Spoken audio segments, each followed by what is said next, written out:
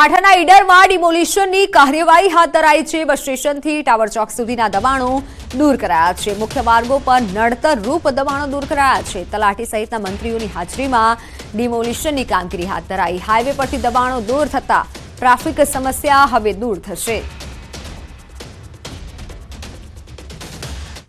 તો વડોદરામાં નશાના વ્યાપારનો પર્દાફાશ થયો છે। બાજવા રેલવે સ્ટેશન પાસે એસઓજીના દરોડા નશાકારક સિરપનું ગોડાઉન ઝડપાયું છે। ગોડાઉનમાંથી મોટી માત્રામાં સિરપનો જથ્થો મળી આવ્યો છે। એસઓજીએ સિરપની 367 પેટી કબજે લીધી છે। પેટીમાંથી 4400 કફ સિરપની બોટલ પણ મળી આવી।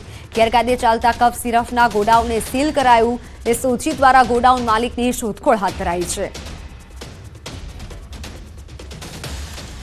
ભરૂચમાં તસ્કરો બેફામ બન્યા છે। લગ્ન પ્રસંગમાં સોનાની તસ્કરી કરી।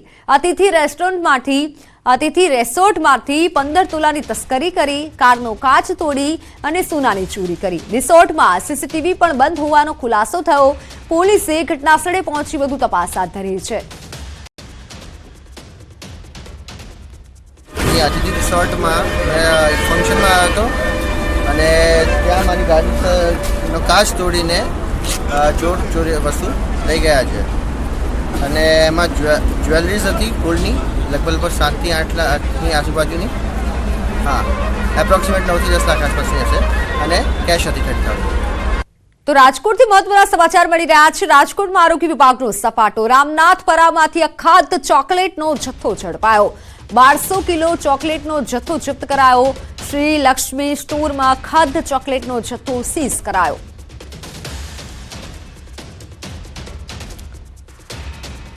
ખાદ્ય ચોકલેટને પકડી પડાઈ છે અને જે જથ્થોને જપ્ત કરાયો છે 1200 કિલો જેટલો જથ્થો ચોકલેટનો કે જે જપ્ત કરવામાં આવ્યો છે। શ્રી લક્ષ્મી સ્ટોરમાં ચોકલેટનો જથ્થાને સીઝ કરવામાં આવ્યો છે। હાલ આરોગ્ય વિભાગ સતર્ક બન્યું છે। ખાદ્ય જથ્થાને ઝડપી રહ્યું છે। તો રાજકોટમાંથી 12 કિલો ચોકલેટનો જથ્થો જપ્ત કરાયો છે।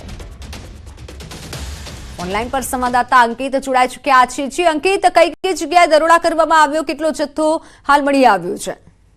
ચોક્કસ ખાસ કરી વાત કરવામાં આવે તો રાજકોટ મહાનગરપાલિકાના ફૂડ વિભાગ દ્વારા ગઈકાલે સાંજ બાદ રામનાથપરા વિસ્તારમાંથી ચોકલેટનો ખાદ્ય જથ્થો છે તે ઝડપી પાડવામાં આવ્યો છે। અંદાજિત 1200 કિલોથી પણ વધુ ચોકલેટનો જથ્થો છે તે ઝડપી પાડવામાં આવ્યો છે।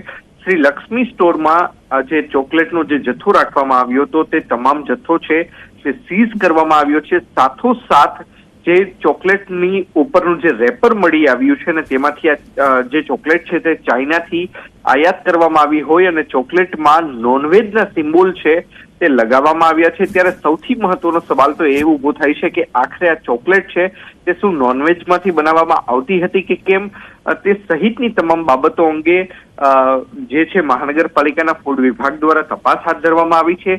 સાથોસાથ જે જથ્થો સીઝ કરવામાં આવ્યો છે તેમાંથી મોટા ભાગનો જથ્થો છે તે એક્સપાયર થયેલો હોવાનું પણ સામે આવ્યું છે। તો કેટલીક જગ્યાએ એક્સપાયરી ડેટ છે તે પણ ભૂસી નાખવામાં આવી છે। ત્યારે સૌથી મહત્વનો સવાલ તો એ ઉભો થાય છે કે આ પ્રકારની ચોકલેટ ખાઈને બાળકો કઈ રીતે બીમાર પડી શકે તેમ છે। ત્યારે FSSAIના નિયમોનું પણ ઉલ્લંઘન છે તે કરવામાં આવેલું છે।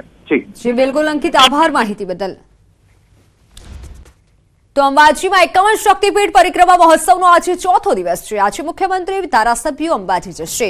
વિધાનસભાના સ્પીકર શંકર ચૌધરી પણ અંબાજી જશે। 51 શક્તિપીઠના વિવિધ સંકુલોમાં પૂજા અર્ચના કરશે। ગબ્બર તળેટી ખાતે મહાઆરતીમાં સહભાગી થશે।